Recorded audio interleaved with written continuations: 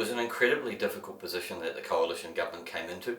A lot of the expenditure was embedded, and when you consider it was only 6 months ago that we had a general election, so a lot of the expenditure was baked in, so there's only so much one can stop. So look, this is just the foundation of what is the start of many budgets, of course. So look, it's a good foundation, it's a good start.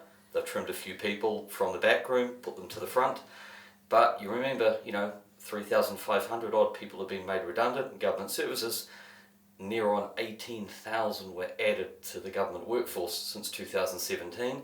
So a lot of people are going to be saying, come on, surely there must be more. Surely we can go deeper, get more people productive. So look, as I said, it's a start.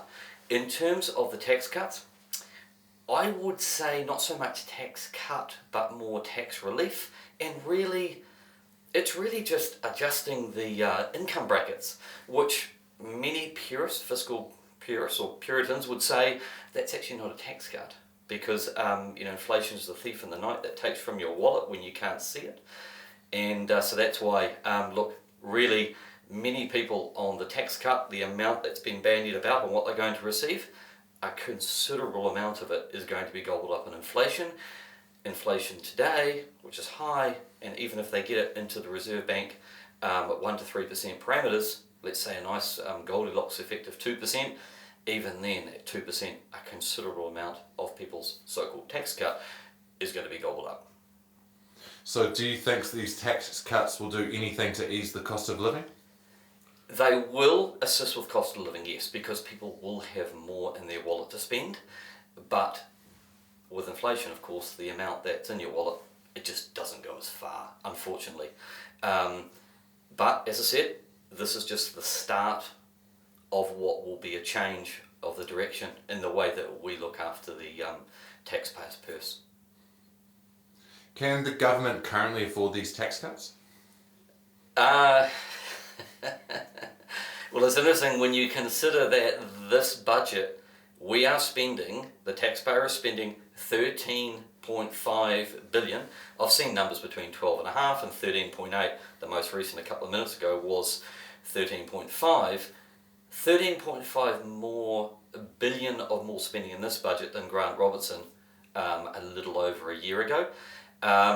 So hard to say, and there are a lot of people who are going to be crunching the numbers for the next couple of weeks, and they'll be saying, hang on a minute, we're still borrowing, we've given tax cuts, so in essence, have we therefore not borrowed to fund the tax cuts?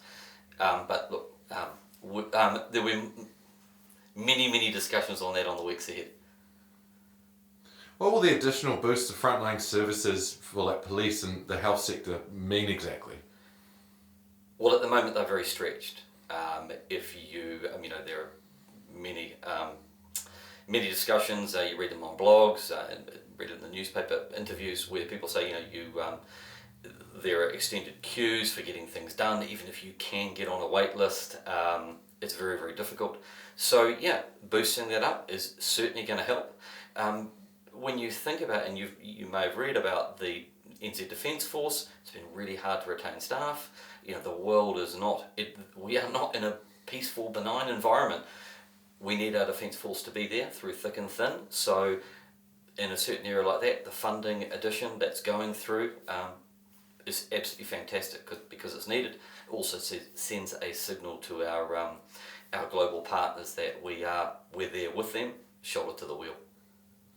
What is Hawke's Bay getting from this budget? A lot of people are going to be asking that question because like you would recall the John Key, the Rose of National Significance.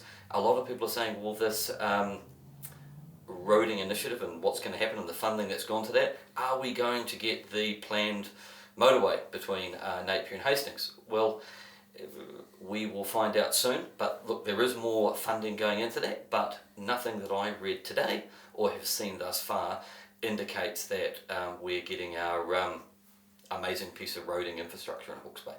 So I would remind people that, look, you have to be patient. The previous government, we took our indebtedness from 60 billion to 155 billion. That is an intergenerational increase in debt, and we did it in a matter of a few years. You can't right the ship overnight. It takes time. This budget is just the start. of meaningful change. And I would also add that, look, we really need to increase the productivity of our nation. We need to be thinking about how we do more with a little bit less, and how we attract really, really good talent to our beautiful country. But we are at the bottom of the world, so we have to offer something really, really good, and increased productivity must come to the fore.